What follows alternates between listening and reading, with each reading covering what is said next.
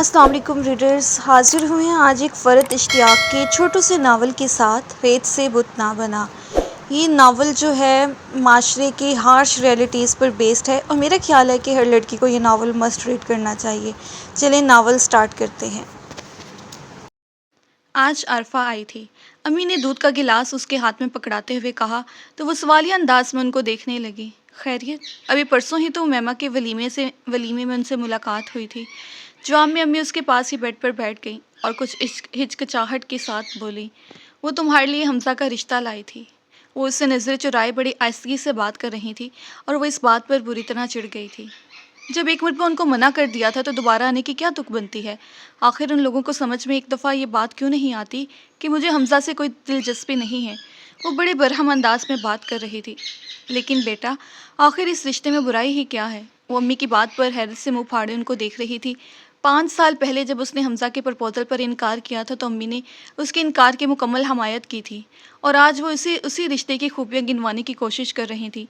امی، آپ کو پتہ تو ہے کہ میں کس وجہ سے منع کر رہی ہوں؟ وہ کچھ خفگی بھرے انداز میں بولی تو وہ ایک گہری سانس لیتے ہوئے بڑے نڈھال انداز میں بولی، مجھے پتہ ہے میری جان، لیکن تم مجھے بتاؤ کہ میں کیا کروں؟ میرے اوپر 3 جوان بیٹیوں کی شادی کی ذمہ داری ہے۔ لوگ تو یہی کہتے ہیں کہ مجھے بیٹیاں بیانی ہی نہیں ہیں۔ پتہ نہیں کون سے کوکاف کے شہزادے آئیں گے جن دیا کروں گی۔ وہ اپنی دوست نما بیٹی کے سامنے اپنے دل کی ہر بات کہہ لیا کرتی تھی۔ کچھ یہی حال اس کا بھی تھا۔ وہ اپنی ہر بات امی کے ساتھ شیئر کرتی تھی۔ وہ دونوں ماں بیٹی سے زیادہ دوستی تھیں۔ آپ لوگوں کی پرواہ کرنی چھوڑ دیں، لوگوں کا تو کام ہی باتیں بنانا ہوتا ہے۔ وہ دودھ کا گلاس میز پر رکھتے ہوئے بولی، طبع تم ایک بار سوچو تو صحیح، حمزہ اتنا برا بھی نہیں ہے، اتنے بڑے کاروبار کا تنہا وارث، بہنیں سب شادی شدہ، دولت کی ریل پیل، تم عیش کرو گی۔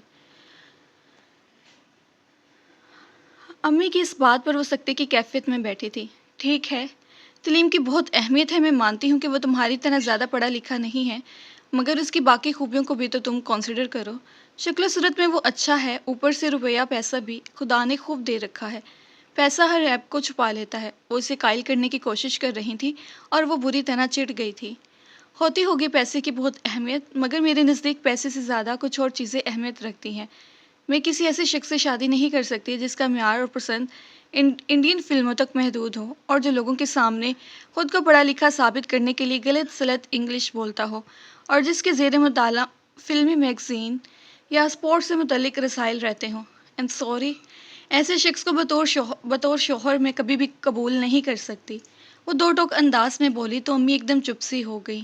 کچھ دیر تک بڑے غور سے اسے دیکھتی رہیں اور پھر بستر سے اترتے ہوئے بولی، تم اور اچھی طرح غور کر لو، میں نے ابھی اس سے کوئی جواب نہیں دیا ہے۔ اور پھر اس کے جواب کا انتظار کیے بغیر وہ کمرے سے نکل گئی تھی۔ وہ امی کے اصرار پر سخت کوفت محسوس کر رہی تھی۔ اس نے تو کبھی کسی ایسے ویسے کو اپنا دوست تک نہیں بنایا تھا۔ وہ فرینڈز کا انتخاب کرنے تک میں اتنی چوزی تھی، اس کی تمام دوستیں تعلیم یافتہ اور کلچرڈ تھیں، تو پھر جس کے ساتھ اسے زندگی گزارنی تھی وہ کوئی ایسا ویسا کیسے ہو سکتا تھا؟ وہ کوئی امیچور اور کم عمر لڑکی نہ تھی۔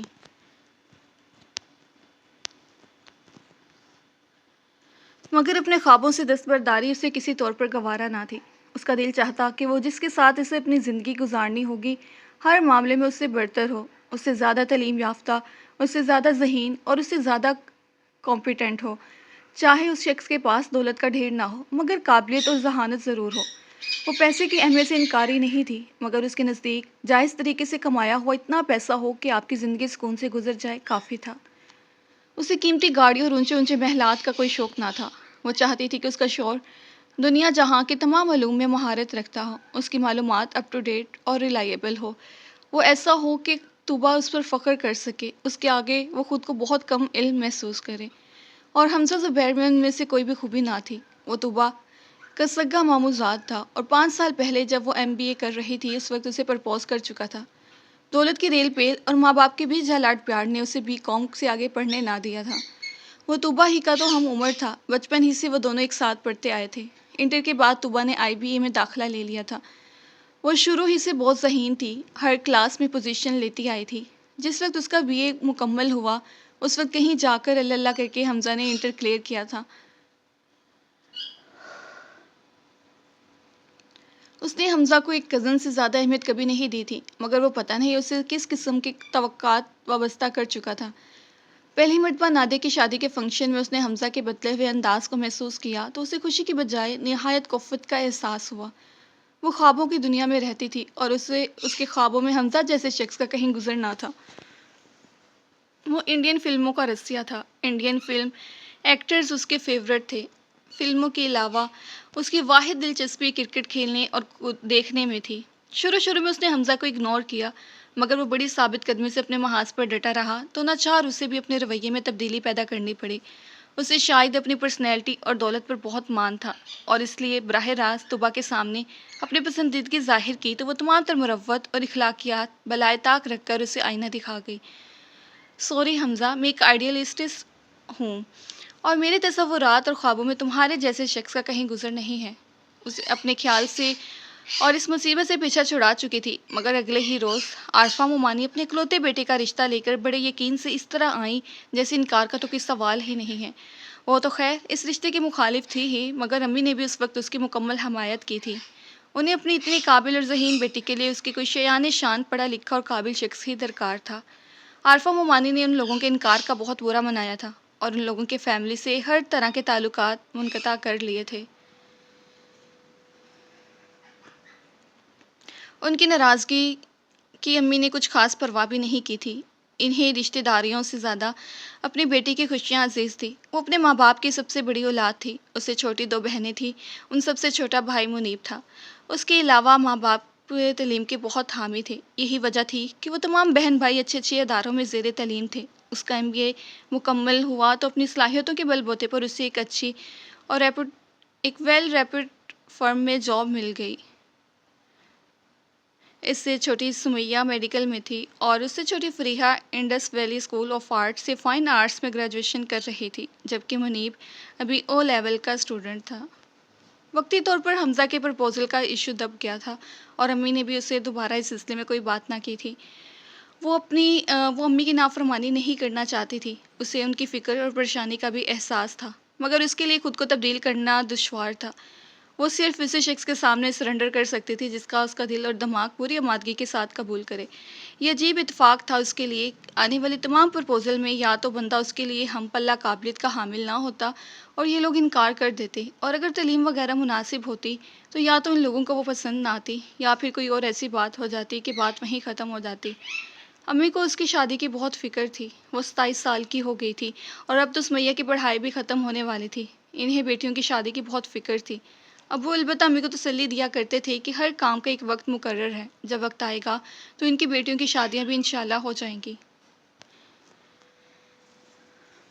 وہ آفس سے واپس آئی تو لاؤنج سے آتی آوازوں سے ہی اس نے اندازہ ہو گیا کہ کوئی مہمان آیا ہوا ہے۔ سمیہ، فریحہ اور منیب پرجوش انداز میں گفتگو سے ظاہر ہو رہا تھا کہ وہ مہمان کوئی پسندیدہ ترین شخصیت ہے۔ لاؤنج کا دروازہ کھول کر اندر داخل ہوئی تو منیب کے برابر سہیب بیٹھا نظر آیا تھا۔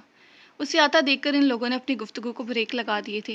سہیب نے سلام کرنے میں پہل کر دی تو وہ جواب دے کر وہیں صوفے پر بیٹھ گئی اور اس کی خیریت دریافت کرنے لگی۔ کیسے ہیں آپ اور گھر میں باقی سب لوگ کیسے ہیں؟ میں بھی ٹھیک ہوں اور گھر میں بھی سب خیریت ہے۔ تم سناؤ کیا کر رہی ہو؟ سنا ہے لوگوں نے MBA کر لیا ہے، وہ مسکراتے ہوئے بولا تو وہ ہنستے ہوئے کہنے لگی، یہ اتنی پرانی خبر آپ کو پتہ چلی ہے؟ نہیں پتا تو تب بھی چل گئی تھی، ملاقات اس کے بعد آج ہو رہی ہے۔ وہ اس کی طرف غور دیکھتا ہوا بولا۔ اسی وقت امی بھی وہاں آ کر بیٹھ گئیں تو گفتگو کا موضوع تبدیل ہو گیا۔ کچھ دیر بعد وہ ایکسکیوز کرتی ہوئی اپنے کمرے میں آ گئی۔ کپڑے بدل کر نیچے آئی تو امی اور سمیہ کی کچن سے آتی آوازیں سن کر وہ بھی وہیں آ گئی۔ سہیب کی آمد کی وجہ سے ڈنر پر معمول سے زیادہ اہتمام ہو رہا تھا۔ ابو، سہیب، منیب اور فریحہ لاؤنج میں ہی بیٹھے ہوئے تھے۔ وہ کام میں ان لوگوں کی مدد کروانے لگی تو امی نے اسے ٹوکا، ابھی تھکی ہوئی ہو، جاؤ جا کر بیٹھو، سب ہو جائے گا۔ وہ ان کی فکر مندی پر مسکرا دے اور بدستور کام میں لگی رہی۔ سہیب کا کراچی کیسے آنا ہوا؟ وہ مرغی پر مسالہ لگاتے ہوئے امی سے پوچھنے لگی۔ اس کے کسی دوست کی شادی تھی، اسی پر شرکت کے لیے کل ہی آیا تھا اور شاید کل واپس چلا جائے گا۔ کہہ رہا تھا کہ ممی کی سخت ترین تاکید تھی کہ خالہ اور ماموں کے گھر لازمی جانا ہے۔ طلحہ بھائی اور وقار کے ہاں سے ہوتا ہوا اب ہمارے گھر آیا ہے۔ امی نے اسے تفصیلی جواب دیا تو وہ گردن ہلا کر دوبارہ سے کام میں مصروف ہو گئی۔ کھانے کے دوران ابو صہیب سے اس کی جاب وغیرہ کے بارے میں باتیں کرتے رہے۔ امی بھی وقتاً گفتگو میں حصہ لیتی رہیں۔ وہ اپنی عادت کے مطابق خاموشی سے کھانا کھا رہی تھی۔ کھانے کے بعد فریحہ نے سب کے لیے کافی بنائی تھی۔ کافی پینے کے دوران ہی صہیب نے شہلا خالہ کے ان لوگوں کے لیے بھجوائے گئے گفٹس امی کے حوالے کیے۔ امی اور شہلا خالہ میں بڑا پیار تھا۔ امی بتاتی تھی کہ شادی سے پہلے وہ دونوں بہنیں کبھی ایک دوسرے کے بغیر رہنے کا تصور تک نہیں کر سکتی تھی۔ پھر جب شادی کے بعد خالہ کو امی سے دور جانا پڑا تو وہ بہت روئی تھی۔ توقیر انکل FAO میں بڑے اچھے عہدے پر فائز تھے۔ شادی ہونے کے ساتھ ہی وہ خالہ کو اپنے ساتھ ہی اٹلی لے گئے تھے۔ پھر کبھی سال 2 سال میں خالہ روم سے آتی تو دونوں بہنیں مل بیٹھتیں۔ خالہ کے تینوں بچے وہی روم میں پیدا ہوئے تھے۔ بعد میں انہوں نے پڑھنے کے لیے بلال اور صہیب کو لندن بھجوا دیا تھا، جبکہ جویریہ ان کے پاس روم میں ہی رہتی تھی۔ جویریہ کے بڑے ہوتے ہی خالہ کو پاکستان واپس آنے کی دھن سوار ہو گئی۔ وہ یورپی کلچر سے سخت خائف تھی۔ بیٹوں کی تو انہیں کوئی پرواہ نہ تھی، مگر اپنی بیٹی کو مغربی انداز اختیار کرنے سے بچانے کی خاطر وہ واپس پاکستان چلی آئیں۔ توقیر انکل نے FAO کی جاب چھوڑ دی اور اسلام آباد میں اپنا ذاتی بزنس شروع کر دیا۔ تعلیم مکمل کرنے کے بعد بلال نے انکل کے کاروبار میں ہاتھ بٹانا شروع کر دیا، جبکہ صہیب نے اپنے لیے سول سروس کا انتخاب کیا۔ وہ لندن سے ماسٹرز کر کے پاکستان آ کر CSS کے امتحان میں شریک ہوا اور اس میں کامیابی کے نتیجے میں آج کل کسٹم میں ملازم کر رہا تھا۔ صبح وہ حسب معمول فجر کی نماز کے بعد لان میں واک کر رہی تھی۔ لان کی طرف آتے صہیب کو دیکھ کر وہ رک گئی۔ چہرے پر خیر مقدمے مسکراہٹ سجاتے ہوئے اسے سلام کیا۔ کھڑکی سے تمہیں واک کرتے ہوئے دیکھا تو میں نے سوچا کہ چلو تمہارے ساتھ میں بھی موسم انجوائے کروں۔ وہ اس کے سلام کا جواب دیتا ہوا بولا، میں نے تو سنا ہے کہ کراچی والوں کی صبح 12 بجے سے پہلے نہیں ہوتی، تم کیسی کراچی والی ہو؟ وہ شرارتی انداز میں بولا تو وہ ہنس پڑی۔ وہ اس کے ساتھ قدم سے قدم ملائے واک کرتا ہوا بولا، تم بہت کم بولتی ہو، جب سے میں یہاں آیا ہوں تم نے شاید گنتی کے 4-5 جملے ہی بولے ہوں گے، باقی وقت ہنستے مسکرانے سے کام چلایا ہے۔ میرا خیال ہے تم میری زندگی کی پہلی لڑکی ہو جو اتنا کم بولتی ہو۔ الفاظ کی دولت ضائع کرنے کے لیے نہیں ہوتی۔ وہ جواب میں بڑی سنجیدگی سے بولی تھی اور وہ بے اختیار ہنس پڑا۔ Very well said. وہ اس کی بات کو خوب انجوائے کر رہا تھا اور خود بھی مسکرانے لگی۔ I agree with you. میں تم سے متفق ہوں، لیکن کبھی کبھی لفظوں کا استعمال کر لینے میں کچھ حرج بھی نہیں ہے۔ آفٹر آل ہمارے لفظ تو ہمارے اپنے ہیں، جن پر نہ کوئی ٹیکس لگتا ہے نہ ڈیوٹی۔ وہ اس کی طرف وہ غور دکھتا ہوا بولا، آپ صحیح کہہ رہے ہیں، پر میں کیا کروں؟ I can't help it. حالانکہ میری کتنی ہی فرینڈس میری سعادت کے سبب مجھے گھنی کہہ کر مخاطب کرتی ہیں۔ وہ بڑے آرام سے اپنی خامی کا اعتراف کر رہی تھی۔ خیر اب اس بات پر اتنا شرمندہ ہونے کی بھی ضرورت نہیں ہے، انفیکٹ مجھے تمہاری یہ عادت اچھی ہی لگی ہے۔ وہ اسے ٹوکتے ہوئے بولا۔ کچھ دیر تک دونوں خاموشی سے واک کرتے رہے۔ ہم لوگ اتنے سالوں بعد ملے ہیں۔ لاسٹ ٹائم جب ہم ملے تھے تو اس وقت تم BBA کر رہی تھی۔ وہ اس کی بات پر حیران ہو کر اسے دیکھنے لگی۔ آپ کو اتنی پرانی بات یاد ہے؟ کیوں بھائی، مجھے کیوں نہیں یاد ہوگا، بلکہ اس وقت تو میں تم سے سخت امپریس ہو کر گیا تھا۔ ارد گرد سے بے نیاز موٹی موٹی اکنامکس کی کتابیں اپنے گرد پھیلائے تم اتنے آرام سے بیٹھی تھی جیسے کوئی بہت ہی من پسند کام ہو۔ لڑکیوں کا ان سبجیکٹ کی طرف انٹرسٹ بہت ہی کم ہوتا ہے۔ میں نے اسی وقت تمہارے اندر چھپے ٹیلنٹ کو پہچان لیا تھا۔ مجھے پتا تھا یہ لڑکی بہت آگے جائے گی۔ I really appreciate you. لڑکی کو اسی طرح اپنا کیریئر بنانا چاہیے۔ وہ بڑی سنجیدگی سے اس کی تعریف کر رہا تھا اور وہ اپنی تعریف پر ایک دم جھیم سی گئی تھی۔ آپ نے میری کچھ ضرورت سے زیادہ ہی تعریف کر دی ہے، ایسے بھی میں ایکسٹرا آرڈینری نہیں ہوں۔ وہ شرمندگی سے بولی تھی اور اس کے چہرے پر موجود شرمندگی بھرے تاثرات کو دیکھ کر ہنس پڑا تھا۔ کچھ دیر یوں ہی واک کر کے وہ اندر آ گئے تھے۔ صہیب تو لاؤنج میں بیٹھ کر اخبار پڑھنے لگا تھا، جبکہ وہ کچن میں ناشتے کی تیاری کرنے لگی تھی۔ ناشتے کی میز پر وہ امی، ابو اور صہیب بھی موجود تھے۔ منیب اور فریحہ دونوں ہی صبح جلدی اٹھنے کی چور تھیں۔ سمیہ اور فریحہ دونوں ہی صبح جلدی اٹھنے کی چور تھیں۔ منیب بھی اسکول کی چھٹیوں کے سبب دیر سے سو کر اٹھتا تھا۔ صہیب اور ابو کے درمیان روپے کی گرتی ہوئی قیمت پر جو گفتگو شروع ہوئی تو اچھی خاصی مباحثہ کی شکل اختیار کر گئی۔ پاکستان کی اکنامی ورلڈ بینک اور IMF تک اس بات کا دائرہ پھیل گیا۔ دونوں کا نقطہ نظر ایک دوسرے سے مختلف تھا۔ وہ ناشتہ چھوڑ چھاڑ کر بڑے غور سے ان لوگوں کی بحث سن رہی تھی۔ صہیب کی معلومات قابل رشک تھیں۔ وہ اتنے مدلل انداز میں باقاعدہ اور اعداد و شمار اور مختلف حوالے دیتا ہوا بحث میں مگن تھا۔ وہ شاید اس کے دلچسپی بھانپ گیا تھا، اسی لیے ایک دم بولا، کچھ تم بھی تو کہو، تمہارا کیا پوائنٹ آف ویو ہے؟ میں کچھ کہنے سے پہلے آپ سے یہ پوچھنا چاہتی ہوں کہ اتنی اپ ٹو ڈیٹ اور ایکوریٹ انفارمیشن آپ نے حاصل کہاں سے کی ہے؟ وہ بڑے رشک سے اسے دیکھ رہی تھی۔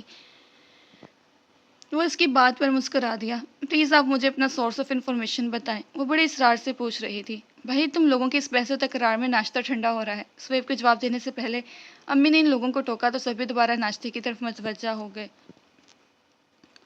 ناشتے کے بعد وہ اپنے کمرے میں تیار ہونے چلی گئی۔ تیار ہو کر نیچے آئی تو وہ آفس جا چکے تھے۔ امی اور سہیب لاؤنج میں بیٹھے باتیں کر رہے تھے۔ آپ تو بھی ہیں نا؟ وہ رک کر اس سے پوچھنے لگی۔ نہیں بھائی، بس تھوڑی دیر میں میری بھی روانگی ہے، وہ جواب میں بولا تو طوبیٰ نے اسے خدا حافظ کہا، پورچ کی طرف بڑھ گئی۔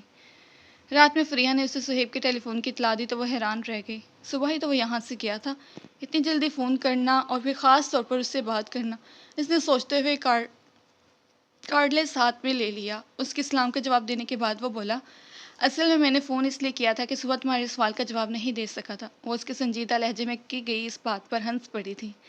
ویسے کل تک تمہارے بارے میں یہ سوچ رہا تھا کہ آخر تم اتنی کم کو کیوں ہو اور کون سے موضوعات ہیں جن پر بات کرنا تم پسند کرتی ہو۔ آج ناشتے کی میز پر پتہ چلا کہ تمہارے فیوریٹ ٹاپکس کون کون سے ہیں، اور میں سچ کہہ رہا ہوں کہ آئی ایم ہائیلی امپریسڈ، تم واقعی جینیس ہو۔ شکر ہے ممی کے کہنے پر میں سب رشتہ داروں کے گھر چلا گیا اور تم لوگوں سے بھی مل لیا، ورنہ مجھے ساری زندگی افسوس رہتا کہ اتنی انٹیلیجنس لڑکی سے میں کیوں نہیں مل سکا۔ وہ اس کی تعریفوں پر مسکرا دی تھی، پھر کتنی ہی دیر تک وہ اپنی صبح ناشتے کی میز پر کی جانے والی باتوں کا پس منظر وغیرہ بتاتا رہا۔ اس سے باتیں کرنے میں طوبیٰ کو بھی بہت مزہ آیا تھا۔ باوجود کزنز ہونے کے ان کے لوگوں کے درمیان کسی بھی قسم کی بے تکلفی نہیں تھی، اوپر سے الگ الگ شہروں میں رہنے کی وجہ سے مزید دوریاں اور تکلفات پیدا ہو گئے تھے۔ اب اس کا بطور خاص اسے فون کرنا اور اسے غیر معمولی اہمیت دینا طوبیٰ کو بہت کچھ سمجھا رہا تھا۔ اس نے بڑی صاف ستھری اور پاکیزہ زندگی گزاری تھی۔ کالج اور یونیورسٹی میں اس کے کلاس فیلوز اور اب آفس میں اس کے کلیگز سبھی اس کا بے حد احترام کرتے تھے۔ اس کے محتاط انداز کو دیکھتے ہوئے کبھی کسی کی ہمت نہ ہوئی تھی کہ کوئی ایسی ویسی بات اس سے کر لیتا۔ اس نے کبھی خود کو مردوں کے لیے تفریح کا ذریعہ نہیں بننے دیا تھا، مگر اپنے تمام تر محتاط انداز کے باوجود وہ آخر تھی تو ایک لڑکی، نازک جذبوں اور احساسات سے گندی۔ سہیب کا غیر معمولی رویہ اسے خوش کر گیا تھا۔ اس جیسا شاندار شخص اگر طوبیٰ کا طلبگار ہوتا تو وہ کبھی انکار نہ کرتی۔ اس میں وہ تمام خوبیاں موجود تھیں جو طوبیٰ چاہتی تھی۔ امی کا کسی بات پر بہت بری طرح موڈ آف ہے، یہ بات اس نے آفس سے آتے ہی محسوس کر لی تھی، مگر رات گئے تک اس کی وجہ سمجھ نہیں آئی تو سمیہ کے کمرے میں آ گئی اور اس بارے میں اس کی دریافت کیا۔ شیلا خالہ نے سہیب بھائی کی بات راہیمہ سے طے کر دی ہے۔ اگلے ہفتے وہ لوگ باقاعدگی سے انگیجمنٹ کی رسم ادا کرنے اسلام آباد سے آ رہے ہیں۔ وہ بڑی ناراض انداز لہجے میں بولی تھی۔ اس کی بات سن کر ایک لمحے کے لیے طوبیٰ کو عجیب سا احساس ہوا، مگر اگلے ہی پل وہ خود کو نارمل کر چکی تھی۔ ٹھیک ہے، زندگی میں بہت سی چیزیں ہمیں نہیں بھی ملتی، اس نے خود کو سمجھایا۔ ٹین ایجرز کی طرح ریئیکٹ کرنے کا تو وہ تصور بھی نہیں کر سکتی تھی، مگر پھر بھی دل ایک دم بہت اداس ہو گیا تھا۔ تو اس میں موڈ خراب ہونے والی کیا بات ہے؟ وہ سمیہ کے برابر میں بیٹھتے ہوئے بولی۔ امی نے تو یوں منہ پھیلا رکھا ہے جیسے پتہ نہیں کیا بات ہو گئی ہے۔ موڈ خراب ہونے والی بات یہ ہے کہ یہ تمام باتیں ہمیں شیلا خالہ یا مامی کے ذریعے پتہ نہیں چلی۔ آج نشاط مامی آئی تھی، انہوں نے یہ سب بتایا۔ سنا ہے بڑی جلدی وہ خفیہ طریقے سے رشتہ طے کیا گیا ہے۔ بڑا امی میری آپا کرتی تھی، آپا نے تو چھوٹی بہن کو شریک راز کرنا بھی گوارا نہ کیا، جیسے ہم تو جل جائیں گے۔ وہ منہ پھیلا کر بڑے غصے سے بولی۔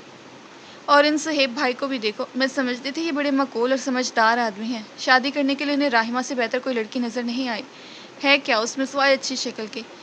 بمشکل تو اس نے اے لیول کلیئر کیا ہے، ہر وقت اپنی اسکن اور بالوں کے غم میں مبتلا رہتی ہے۔ اس روز مجھ سے پوچھ رہی تھی، سمیہ باجی آپ سن بلاک کون سا استعمال کرتی ہیں؟ دھوپ میں پھر کر تو آپ کا کمپلیکشن بالکل تباہ ہو گیا ہے۔ میں تو اپنی اسکن اور اپنے کمپلیکشن کی بھی قربانی نہیں دے سکتی، چاہے اس کے لیے مجھے پڑھائی ہی کیوں نہ چھوڑنی پڑے۔ سمیہ نے راہیمہ کے لہجے کی نقل اتاری تو وہ بھی اختیار ہنس پڑی تھی۔ بری بات ہے سمیہ، اس طرح نہیں کہتے۔ اپنی ہنسی روکتے ہوئے اس نے سمیہ کو ٹوکا تو وہ اسی دل جلے انداز میں بولی۔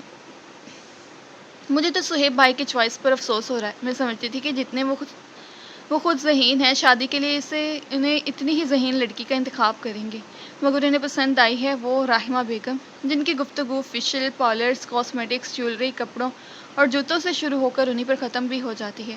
ٹھیک ہے، وہ اپنی زندگی کا جو بھی فیصلہ کرے، ہم اعتراض کرنے والے کون ہوتے ہیں؟ ان کی مرضی، جس سے چاہے وہ شادی کریں، اس بات پر بولنے کا ہمیں کوئی حق نہیں ہے، وہ دو ٹوک انداز میں کہتی ہوئی وہاں سے اٹھ کھڑی ہوئی۔ سہیب کی انگیجمنٹ کے فنکشن میں شرکت کے لیے وہ لوگ ماموں کے گھر جانے کے لیے گھر سے نکلے تو موقع کی نزاکت کا احساس کرتے ہوئے امی نے بھی خود کو نارمل کر لیا۔ وہ دل ہی دل میں بہن سے سخت ناراض تھی، مگر اس موقع پر اپنے ناراضگی یا شکایت کا اظہار کر کے بدمزگی پیدا نہیں کرنا چاہتی تھی۔ شیلا خالہ نے 2 روز پہلے فون پر امی کو سہیب کی منگنی کا بتایا تھا، وہ بھی بڑے سرسری اور روکھے انداز میں۔ وہ لوگ آج صبح ہی اسلام آباد سے کراچی آئے تھے اور شیلا خالہ نے ان لوگوں کے گھر ٹھہرنے کی بجائے عارفہ مومانی کے ہاں قیام کرنا پسند کیا تھا۔ انہوں نے کبھی بھی سہیب کے حوالے سے کوئی بات نہیں سوچی تھی، کیونکہ ان کا خیال تھا کہ تقیر بھائی سہیب کی شادی لازماً اپنے خاندان میں کریں گے۔ اس سوچ کی وجہ یہ تھی کہ بلال نے اپنی پسند کی شادی کر لی تھی اور جویریہ کا رشتہ انہیں امیر لوگوں کے خاندان میں طے ہو چکا تھا۔ اب صرف سہیب ہی بچتا تھا اور اپنے بہنوئی کی عادت کے پیش نظر ان کا خیال تھا کہ وہ لوگ سہیب کی شادی اپنے ہی خاندان میں کریں گے۔ اس لیے باوجود اس کے کہ وہ انہیں بہت پسند تھا، انہوں نے کبھی اسے طوبہ کے حوالے سے نہ دیکھا تھا، مگر اب اپنی بہن کا رویہ ان کا دل دکھا گیا تھا۔ کیا ان کی طوبہ اس قابل نہ تھی کہ وہ اسے سہیب کے لیے پسند کرتی؟ آخر راحمہ میں ایسی کیا خوبی تھی جو اسے ان کی پیاری بیٹی پر ترجیح دینے پر مجبور کر گئی تھی؟ یہی صدمہ کم نہ تھا، مزید سکی بہن کا سرد مہر اور روکھا انداز ان کا دل پارا پارا کر رہا تھا۔ طوبہ اس موقع پر بالکل نارمل تھی، اس کی نہ تو صہیب سے کوئی کمٹمنٹ تھی نہ بہت گہری دوستی۔ ٹھیک ہے، وہ اسے اچھا لگا تھا، اور اب اگر اس نے شادی کے لیے کسی اور کا انتخاب کر لیا تھا تو وہ کس خوشی میں اعتراض کرتی۔ وہ لوگ طلحہ ماموں کے ہاں پہنچے تو پورا گھر جگمگ کر رہا تھا۔ ماموں نے اکلوتی بیٹی کی منگنی کے موقع پر خوب دل کھول کر پیسہ خرچ کیا۔ تمام انتظامات نہایت شاندار تھے۔ سب لوگوں سے دعا سلام کرتی شیلا خالہ کے پاس آئی اور انہیں سلام کیا تو انہوں نے بڑی تنقیدی نظروں سے اس کا جائزہ لے کر بڑے عام سے انداز میں سلام کا جواب دیا اور دوبارہ اپنے ساتھ کھڑی خاتون سے باتیں شروع کر دی۔ وہ ان کے رویے پر ایک دم اپنی انسلٹ محسوس کرتے ہوئے وہاں سے ہٹ گئی اور اپنی کزنس کے پاس جا کر بیٹھ گئی۔ امی سے بھی بڑے اوپری انداز میں ملی اور دور سے بیٹھی ان کا انداز نوٹ کر رہی تھی۔ امی بہن کے سرد و سپاٹ انداز پر بجھ سی گئی تھی۔ وہ اپنے ارد گرد منڈلاتے حمزہ سے سخت بیزار اور کفت زدہ بیٹھی تھی۔ وہ بہانے سے کئی بار اس کے پاس آیا تھا اور اس کی یہ چیپ اور تھرڈ کلاس حرکتیں وہ بڑی مشکلوں سے برداشت کر رہی تھی۔ پتہ نہیں وہ کس ڈھیٹ مٹی سے بنا تھا جو اس کے بیزار انداز پر بھی پیچھے نہ ہٹتا تھا۔ سہیب بڑی سنجیدگی کے ساتھ اسٹیج پر راحمہ کے ساتھ بیٹھا تھا۔ وہ کوئی تنگ دل اور حاسد لڑکی نہ تھی، مگر اس پل سہیب کے برابر بیٹھی راحمہ کو دیکھ کر اسے ڈھیر ساری جیلسی فیل ہوئی۔ اگر اسے راحمہ ہی سے شادی کرنی تھی تو وہ سب کیا تھا؟ وہ اس کی آنکھوں کی پسندیدگی اور سراہنا کیا سب جھوٹ تھا؟ فنکشن کے بعد گانوں وغیرہ کا پروگرام تھا۔ ماموں نے ان لوگوں سے رکنے کے لیے کہا تو امی اور سمیہ نے رکنے سے صاف انکار کر دیا۔ امی غالباً بہن کے بے مروت انداز پر بری طرح ہرٹ ہوئی تھی اور سمیہ بھی منہ بنائے کھڑی تھی۔ اس نے سمیہ کے گھورنے کی پرواہ کیے بغیر امی کو اپنی اور فریحہ کے رکنے کا بتایا تو امی نے گردن ہلا کر اجازت دے دی۔ اور کوئی نہیں ملا، وہ 27 سالہ طوبہ ہی رہ گئی تھی کیا میرے لائق فائق بیٹے کے لیے؟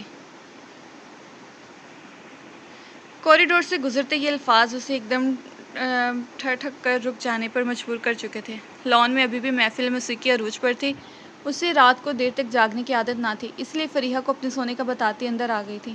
اندر سوائے ملازمین کے گھر کا کوئی فرد نہ تھا، سب بھی باہر گانوں سے لطف اندوز ہو رہے تھے۔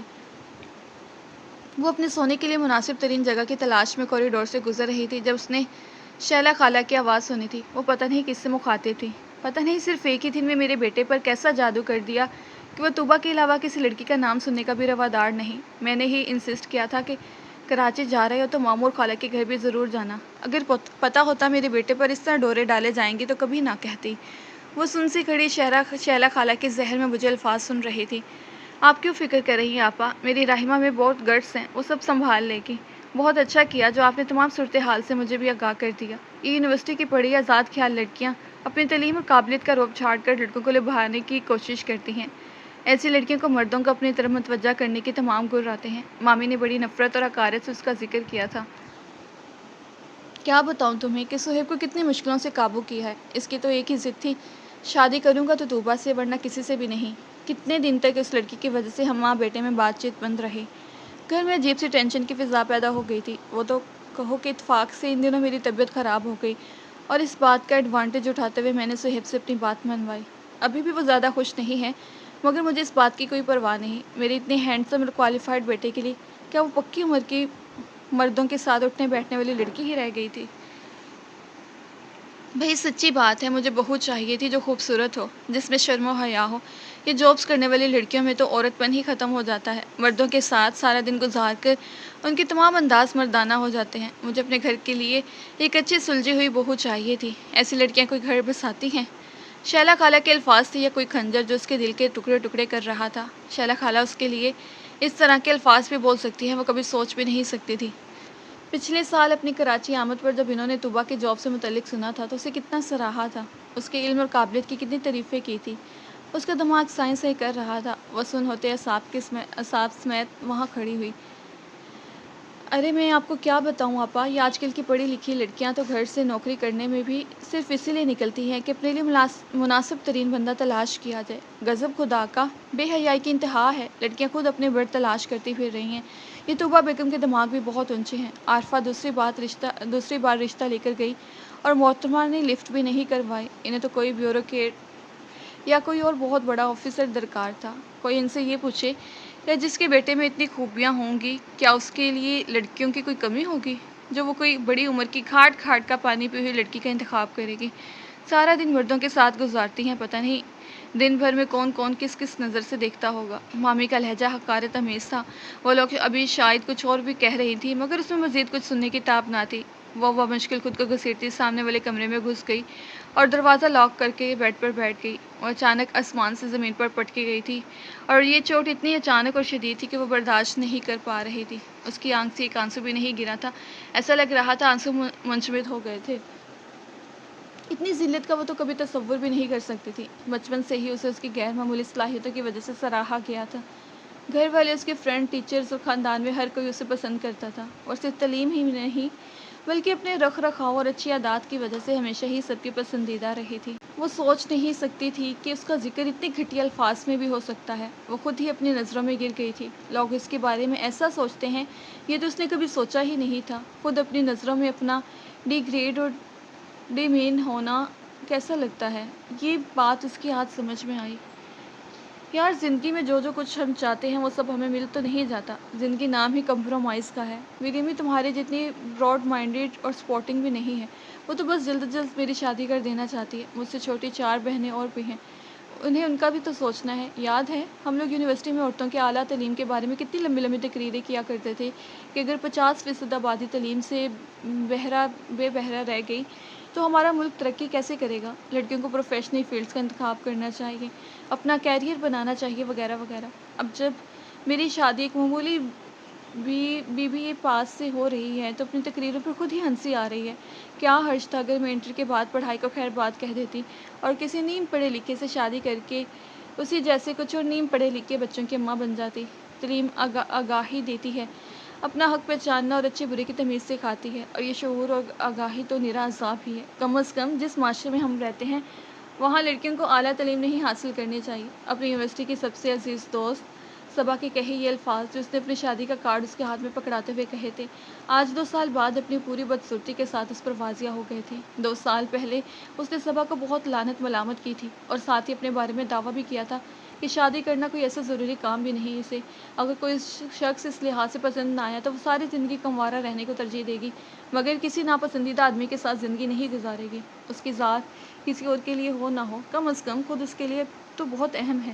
تب صبا نے اسے دعا دی کہ خدا کرے اس کا کوئی آئیڈیل شخص اسے مل جائے۔ صبا، تم نے مجھے یہ کیوں نہیں بتایا تھا کہ ڈکشنری کھول کر اس میں آئیڈیل کی معنی تلاش کرو اور دیکھو کہ اس کا کیا مطلب ہے؟ کیا خیالی اور تصوراتی چیزیں اصل میں ہمیں مل سکتی ہیں؟ نہیں، کبھی نہیں۔ ابھی تھوڑی دیر پہلے ہی وہ امی سے کہہ کر آئی تھی کہ وہ عارفہ ممانی کو ہاں کہہ دیں۔ امی نے اس کے اتنے دنوں تک اس پرپوزل پر خاموشی کے بعد ایک دم ہاں کر دینے پر حیران ہو کر اسے دیکھا تھا، اور ان کے استفسار پر وہ بڑے عام انداز میں بولی تھی، امی آپ صحیح کہہ رہی ہیں، حمزہ اتنا برا بھی نہیں ہے، سب سے بڑا پلس پوائنٹ تو اس کا اتنا دولتمند ہونا ہی ہے۔ اور اب امی کو ہاں میں جواب دے کر وہ اپنے کمرے میں لیٹی صبا کو یاد کر رہی تھی۔ وہ شاید اس سے زیادہ ذہین تھی، تبھی اس نے خوابوں کی دنیا سے نکل کر سچائیوں کا سامنا بہت جلدی کر لیا تھا۔ وہ حقیقت پسند تھی، اس نے درست راہ چن لی تھی، اور طوبہ نے اپنے خوابوں کی دنیا سے نکلنے میں بہت دیر لگائی تھی۔ اوائل عمر کے دیکھے گئے وہ خواب جو اب اس کی زندگی کا حصہ بن گئے تھے، ان سے دستبردار ہونے میں اسے بہت دقت ہوئی تھی۔ خوابوں کی دنیا سے نکل کر حقیقت کا سامنا کرنا کتنا کٹھن کام ہوتا ہے، یہ وہ ہی جانتی تھی۔ اس کے خوابوں کی کرچیاں خود اس سے ہی لہو لہان کر رہی تھیں، مگر وہ خود کو مزید دوسروں کے سامنے گرانا نہیں چاہتی تھی۔ اس روز طلعہ ماموں کے گھر سے واپس آنے کے محض 3 دن بعد اس نے حمزہ کے حق میں فیصلہ دے دیا تھا۔ ٹھیک ہے، اور کچھ نہ سہی، وہ کم از کم اس سے محبت تو کرتا ہے۔ اس کے مسلسل انکار پر بھی وہ کبھی مایوس نہیں ہوا۔ ہو سکتا ہے اس کی محبت کھو کر وہ سب کچھ بھول جائے، اپنے خواب، ایک آئیڈیل زندگی اور آئیڈیل شریک سفر کے خواب، سب کچھ فراموش کر دے۔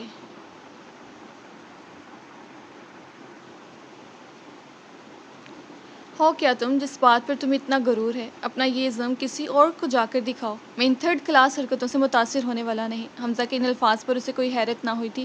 اس کی شادی شدہ زندگی کے ان 3 ماہ کے دوران وہ اسے ایسے کتنے ہی جملوں سے نواز چکا تھا اور وہ اس لہجے کی عادی ہو گئی تھی۔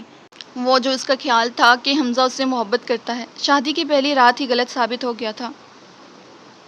وہ تو اس کے لیے ایک چیلنج تھی اور بس۔ اسے رد کر کے طوبا نے اس کی انا کو ہمیشہ ہی ٹھیس پہنچائی تھی اور وہ اپنی زخمی انا کو سر بلند کرنے کے لیے اسے دکھ دینے اور اس کی انسلٹ کرنے کا کوئی موقع ہاتھ سے جانے نہیں دیتا تھا۔ وہ اسے سہیب کے حوالے سے تانے دیتا۔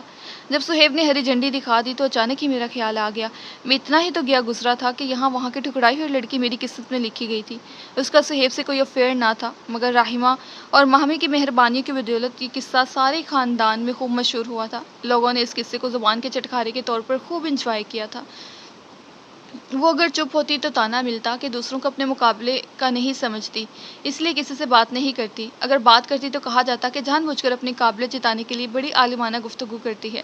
وہ حیران ہوتی کہ اس کی باتیں تو وہی عام سی باتیں تھیں جیسے وہ شادی سے پہلے اپنے گھر والوں سے کیا کرتی تھی۔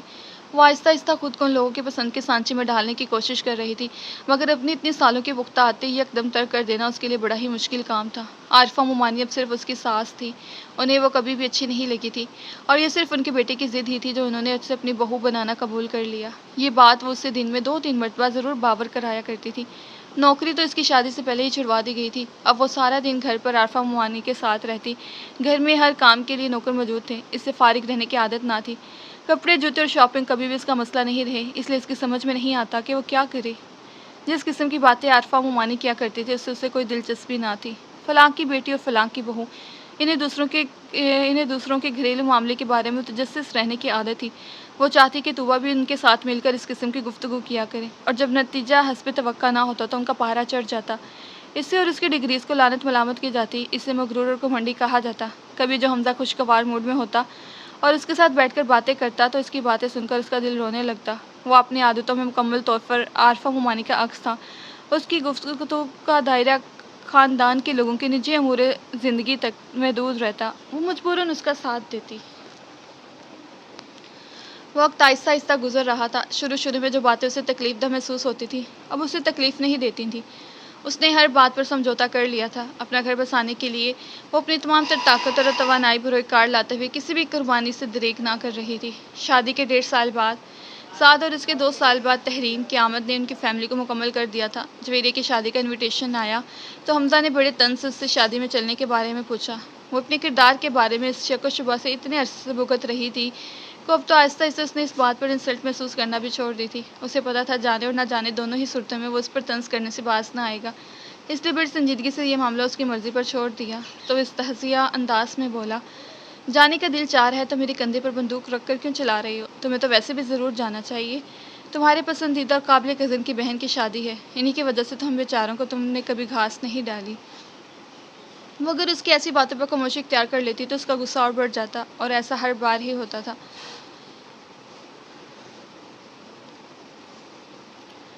وہ اس کے ایسے الزامات پر اپنی صفائی میں کچھ بھی نہ کہتی، نتیجتاً وہ غصے میں آ جاتا۔ جویریہ کی شادی میں تو وہ نہیں گئی تھی، مگر اس حوالے سے حمزہ نے اسے بہت ٹیز کیا تھا۔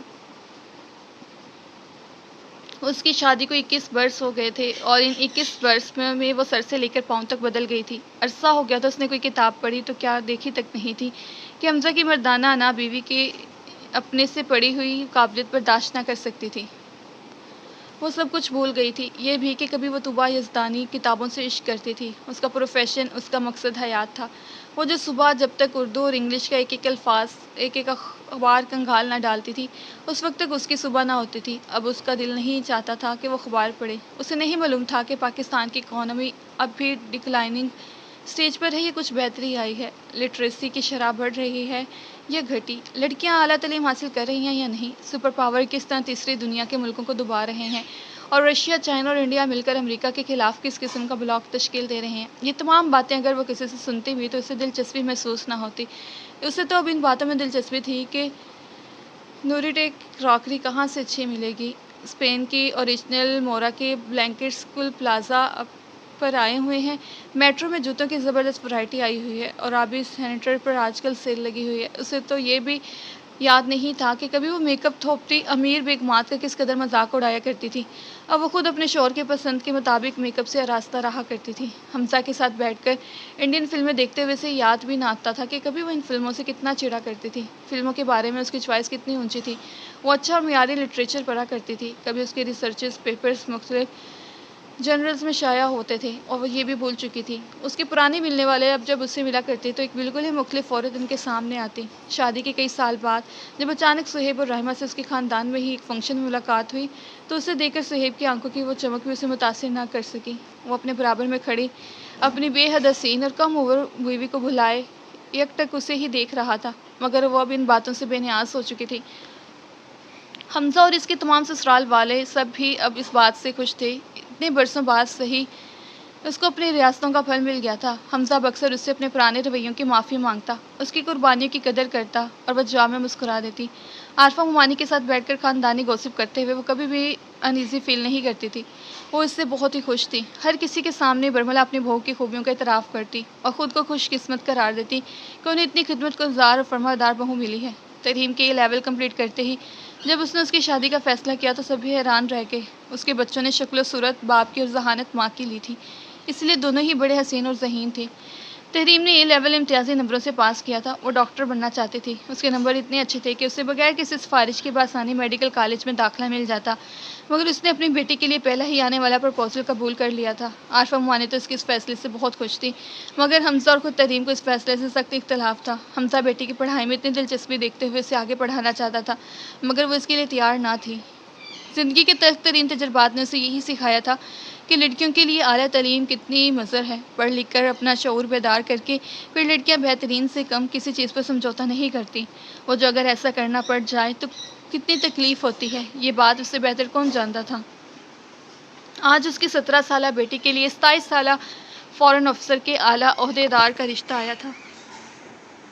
چند سال بعد جب وہ پڑھ لکھ کر پکی عمر کی گھاٹ گھاٹ کا پانی پی ہوئی لڑکی بن جائے گی تو کوئی اسے پوچھے گا بھی نہیں، یہ بات اسے اچھی طرح معلوم تھی۔ اسے ایک اور طوبیٰ یزدانی کو اس کے خوابوں میں زندہ درگور ہونے سے بچانا تھا۔ یہ ادھورے رہ جانے والے خواب کتنا دکھ دیتے ہیں وہ جانتی تھی۔ وہ تحریم کو ایسا کوئی خواب دیکھنے ہی کیوں دے، اس میں وہ شعور ڈیولپ ہی کیوں ہو، اسے آگہی کے عذاب سے بچانا وہ اپنا فرض سمجھتی تھی۔ اسی لیے تحریم کے تمام طرح احتجاج اور خفگی کو نظر انداز کر کے اس نے فوراً ہی شادی کی تاریخ رکھ دی۔ اس کے اس فیصلے پر ہر کوئی حیران تھا، مگر وہ اپنے فیصلے سے مطمئن تھی۔ رخصت ہوتے وقت تحریم اس سے سخت خفا تھی، مگر وہ جانتی تھی کہ اس کا فیصلہ بالکل درست ہے، اور شادی کے بعد جب اپنے شوہر کے ساتھ تحریم خوشگوار زندگی گزارے گی تو اپنی ماں کا فیصلہ اسے بالکل صحیح اور اپنے حق میں نظر آئے گا، اس لیے وہ بہت پرسکون تھی۔ یہ تھا طوبیٰ یزدانی کی زندگی کا احوال، جسے ہمارے معاشرے کے دوہرے معیار نے اپنی سوچ اور انداز فکر تبدیل کرنے پر مجبور کر دیا تھا۔ آج طوبیٰ اپنے شوہر اور بیٹے کے ساتھ خوشگوار زندگی گزار رہی ہے۔ اس کا گھر ہر لحاظ سے ایک آئیڈیل گھر کہلائے جانے کا مستحق ہے۔ اس کے سسرال والے، اس کا شوہر اور اس کے بچے سب اس سے خوش ہیں، اور وہ خود، کیا وہ خود بھی خوش ہے؟ یہ سوال وہ دانستہ اپنے آپ سے نہیں کرتی، کیونکہ اس کا جواب بڑا تکلیف دہ ہے۔ جی تو ریڈرز، یہ تھی ہماری ایک چھوٹو سی سٹوری، چھوٹو سا ہمارا یہ ناول تھا۔ امید ہے آپ سب کو پسند آیا ہوگا، اور آپ نے کمنٹ کر کے بتانا ہے کہ آپ کو کیسا لگا اور اس سے آپ نے کیا سبق لیا، کیا سیکھا، آپ نے لاسٹ میں بتانا ہے۔ ملتے ہیں آپ سے ایک نیو ناول کے ساتھ۔ اللہ حافظ۔